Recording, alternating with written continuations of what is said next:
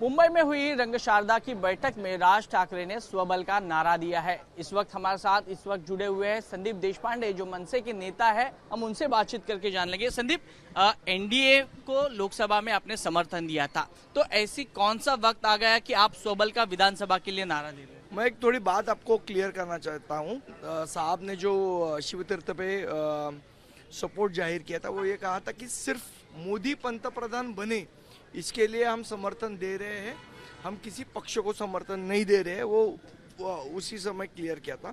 रही बात विधानसभा की, अब तक महायुति के जो 3 घटक पक्ष है उनका कोई ठिकाना नहीं है, उनके कोई शेयरिंग नहीं है, तो हम हाथ पे हाथ धरे तो बैठ नहीं सकते। तो हम पूरे 288 जो जगह है उनकी तैयारी में जुट गए हैं, और आज नहीं, पिछले 3 महीनों से 4 महीनों से हम इसकी तैयारी कर रहे हैं। उसका एक हमारे पदाधिकारियों ने सर्वे किया है, उसकी एक रिपोर्ट हमने राज साहब को सौंपी है, और आने वाले कुछ दिनों में उसमें और अधिक स्पष्टता लाने के लिए और एक रिपोर्ट हम उनको सौंपेंगे। उसके बाद कौन सी जगह पे लड़ेंगे, कौन उम्मीदवार होंगे, इसके बारे में का निर्णय राज साहब करेंगे। राज ठाकरे जी ने और एक बात अहम कही है यहाँ पे कि आने वाली सरकार में एमएनएस पार्टी उसका हिस्सा बनेगी, तो एक कार्यकर्ता के लिए कितनी समाधानकारक बात है? क्या यह सच हो सकता है? क्या देखिए, ऐसा है कि आप अगर पॉलिटिक्स में है, आप अगर राजनीति में है, तो आपका उद्देश्य सत्ता होना चाहिए, और हर पक्ष का होता है उद्देश्य। कोई सिर्फ समाज सेवा करने के लिए तो बैठे नहीं है।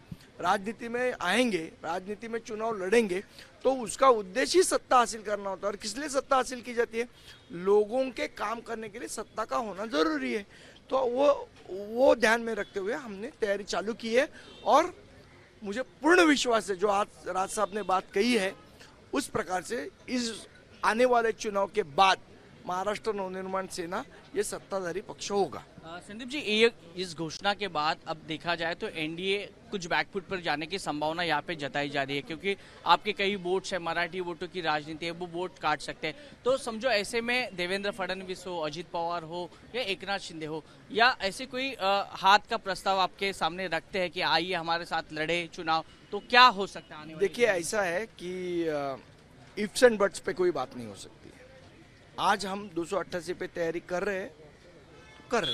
आगे इफ्स और बट्स के आंसर आज नहीं दे सकते। दिल्ली से कोई प्रेशर आता है? मैंने यही बोला ना आपको, आज जो चीज सामने ही नहीं उसके बारे में क्या बात करनी। बहुत बहुत शुक्रिया हमारे साथ बातचीत करने के लिए। तो ये थे संदीप देशपांडे, इन्होंने कहा है कि फिलहाल तो स्वबल का नारा ही हम उसका आदेश का पालन करेंगे। कैमरा पर्सन दीपेश महाजन के साथ वैभव परब, एबीपी न्यूज, मुंबई।